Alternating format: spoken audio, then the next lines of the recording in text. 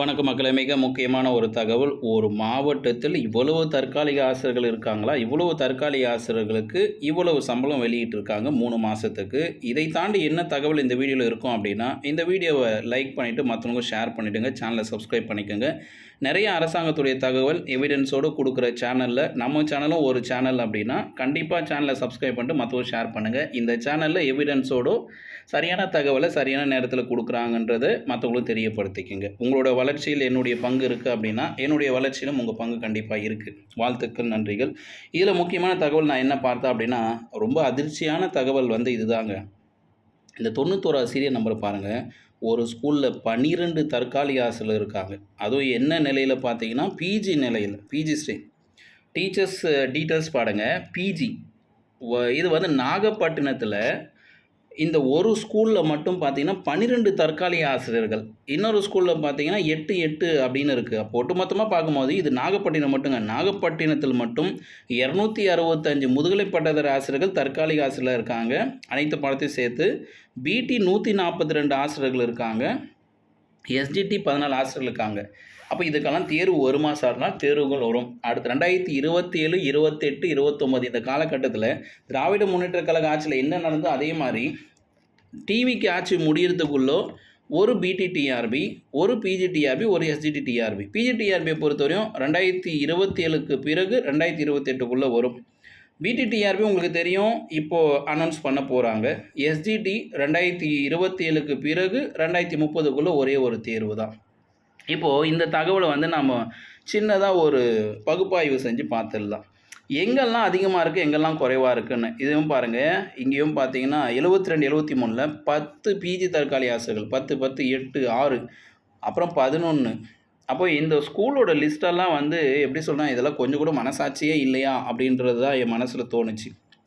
என்னதான் நம்ம குரல் கொடுத்தாலும், என்னதான் விழிப்புணர்வு கொடுத்தாலும், விழிப்புணர்வு கொடுக்குறவங்களையும், தகவல் உண்மையா கொடுக்குறவனையும் குறை சொல்றதும், விமர்சனம் பண்ணுறதும், அவனை திட்டுறதும் தான் இந்த உலகத்தில அதிகமா நடந்துன்னு இருக்கு. சரி, இப்போ நாம இந்த தகவல் வரலாம். யார் என்ன சொன்னாலும், நாம நம்ம வேலைய பார்த்துன்னு போயிட்டே இருக்கணும். அவங்க வேலை விமர்சனம் பண்ணுறது, கிண்டல் கேலி பண்ணுறது. நம்ம வேலை உண்மையான தகவல சரியான நேரத்தில கொடுக்குறது. போதிக்கும்போது புரியாதெல்லாம் பாதிக்கப்படும் பொழுது மற்றவங்களுக்கு புரிஞ்சுக்கிட்டும். இப்போ ஓவராலா லிஸ்ட்டு நம்ம ஏற்கனவே பார்த்துட்டோம். நாகப்பட்டினத்தில 421 தற்காலிக ஆசிரியர் இருக்காங்க. இதில பிஜிடி 265, பிடி 142, எஸ்ஜிடி 14. இந்த பிஜிடி 265 பணியிடங்கள்ல இதுக்கெல்லாம் எக்ஸாம் இருக்கு. 2027 ஆனுவல் பிளானர்ல அறிவிச்சு 2028ல தேர்வு நடக்கும். பிடி இப்ப நடக்க போகுது. எஸ்ஜிடி 14. நீங்களே யோசிங்க, குறைவான பணியத்துக்கு எப்ப தேர்வு வைப்பாங்கன்னா, அதே மாரி 2027க்கு பிறகு 2030க்குள்ள ஒரு தேர்வுங்க. சரி. இது நாகப்பட்டினத்தில குறிப்பிட்டு சொல்லணும். இதெல்லாம் கேட்கறதுக்கு ஆளே இல்லையேன்னா, யாருக்கு இந்த உரிமை வேணுமோ, யாருக்கு இந்த இடத்த கேட்கணுமோ, நீங்க கேட்டுக்கங்க. இது யார் சார் கேட்குதுன்னா, யார் சார் கேட்குதுன்னு ஒரு கேள்வி கேட்குறீங்க இல்லையா? அவங்க தான் கேட்கணும். உரிமைகள நீங்க தான் கேட்கணும். இல்லையா, எக்ஸாமுக்கு படிக்க ஆரம்பிச்சிடணும்.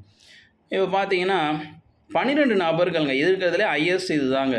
Government girls higher secondary school Ayakkaranpulam 3ன்னு குடுத்துருக்காங்க. இது வந்து நாகப்பட்டினம் மாவட்டத்தில ஆயக்காரன்புலம் அப்படின்ற ஒரு ஊர்ல கேர்ல்ஸ் ஹையர் செகண்டரி ஸ்கூல்ல 12 தற்காலிக ஆசிரியர்கள். இதெல்லாம் வந்து என்னால ஏத்துக்க முடியல. அத உங்ககிட்ட நான் சொல்லிர்றேன். இத வச்சு நீங்க என்ன பண்ண முடியுமோ, இல்ல இது ஒரு தகவல்னு போயிட்டே இருங்க.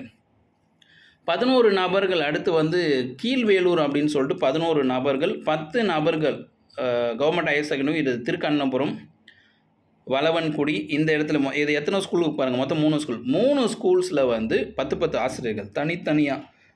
ஒரு ஸ்கூல்ல 12 பேர் அதிகமா இருக்காங்கன்னா, இந்த மாரி 10, 10ஆ இருக்கு. அடுத்து 9 நபர்கள் வேலை செய்ற ஸ்கூல் எத்தனை இருக்கு? ஒரு 4 இருக்கு.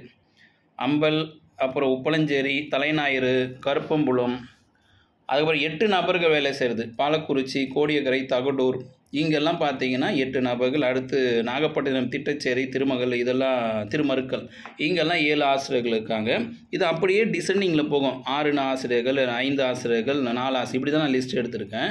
அடுத்து பார்த்தீங்கன்னா, பிடி ஆசிரியர்கள் பார்த்தீங்கன்னா, அதிகபட்சம் 5 ஆசிரியர்கள். ஒரு ஸ்கூல்ல 5 பிடி வேலை செய்கிறாங்க. அதுவும் தற்காலிகம் தான். இது குறிச்சி கோவில்பத்து அப்படின்னு சொல்கிற ஒரு ஊரில். அடுத்து 4 ஆசிரியர் வேலை செய்கிற school government higher secondary Puducherry, Marungur, Venkidakkal அப்படின்னு சொல்லிட்டு கொடுத்துருக்காங்க. இந்த பிடிஎஃப் உங்களுக்கு வேணும்னா டிஸ்கிரிப்ஷன் லிங்க் தரேன். டவுன்லோட் பண்ணி படித்து பார்த்து புரிஞ்சுக்குங்க. கமெண்ட்டில் ஃபஸ்ட்டு கமெண்ட்டாக பின் பண்ணி தரேன். வேறு கேள்விகளை கமெண்ட்டில் பதிவு பண்ணுங்கள். நேரம் இருக்கும்போது கண்டிப்பாக உங்களுக்கு நேரடியாக பதில் கொடுக்குறேன். அடுத்த பதிவாக காத்திருங்கள். இந்த உண்மையான தகவலை மற்றவங்க தெரியப்படுத்துங்க. இதற்கெல்லாம் தேர்வு இருக்கா சார்னா தேர்வு இருக்குங்க. இன்னொரு பிஜிடிஆர்பி வருது, பிடிடிஆர்பி வருது, இன்னொரு எஸ்சிடிடிஆர்பி வரும்.